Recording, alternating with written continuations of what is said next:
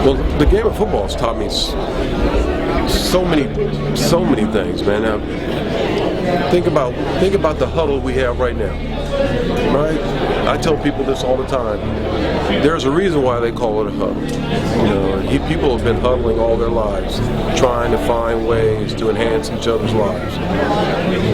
The great teams do that all the time. The great teams do that. The better the huddle, the better the team. And so it's simple, man, how if you huddle for all the right reasons, we wouldn't have Ferguson. We wouldn't have some of the challenges that we have in our society.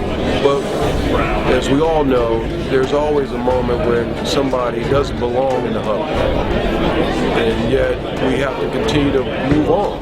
We got to continue to play. So the game of life, man, is always starting with the huddle.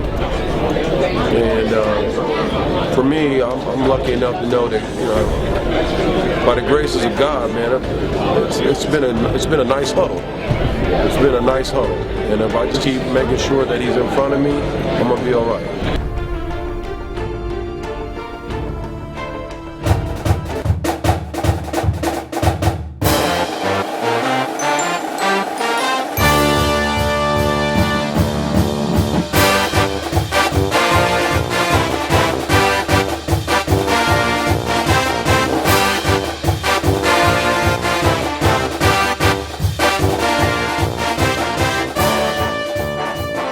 Welcome to FootballGameplan.com, where football makes sense. I'm Emory Hunt, the czar of the playbook, bringing you our preview of the 2016 Military Bowl presented by Northrop Grumman between the Temple Owls and the Wake Forest Demon Deacons. Now let's start this video off by taking a look at some keys to victory.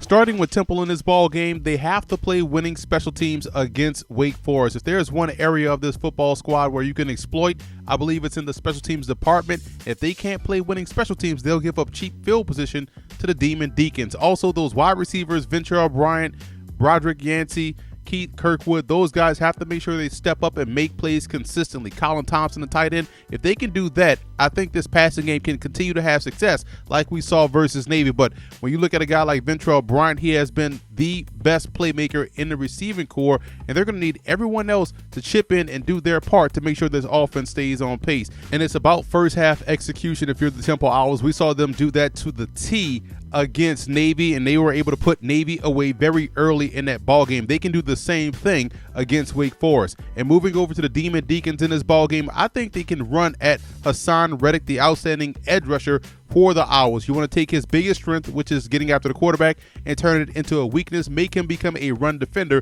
I think that's how they can have some success offensively. Defensively, I think it's about remaining gap sound versus these Owls running backs. These are a group of guys that have great vision, great cutback ability, and the speed to take it the distance. So if you're not gap sound, they can definitely exploit your defense. And it's quicks and misdirection to help calm that pressure that they're going to see from that front seven of Temple. So your short passing game, your screens, misdirections, counters, those type of plays, I think can lead the Demon Deacons to success in the Military Bowl.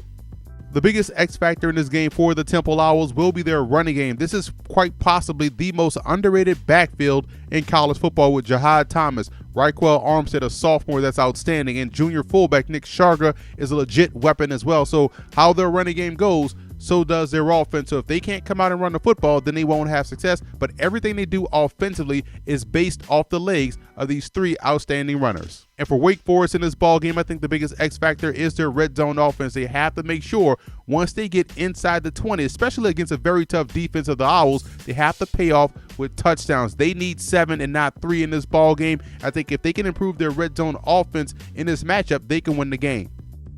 Now here's a look at some of the 2017 draft prospects you want to keep an eye on in this ball game. Temple's defense is outstanding. It's no surprise when you look at what they're putting out in this year's draft class. Hassan Reddick, Sean Chandler is a very underrated corner. Praise Martin Okweke is a guy that came on later in the season, but definitely raised some eyebrows in the eyes of NFL evaluators. And on offense, you look at Deion Dawkins, Jihad Thomas, an outstanding running back, and quite honestly, one of the more underrated quarterbacks in college football, Phillip Walker. You're talking about the next Dak Prescott type of a guy.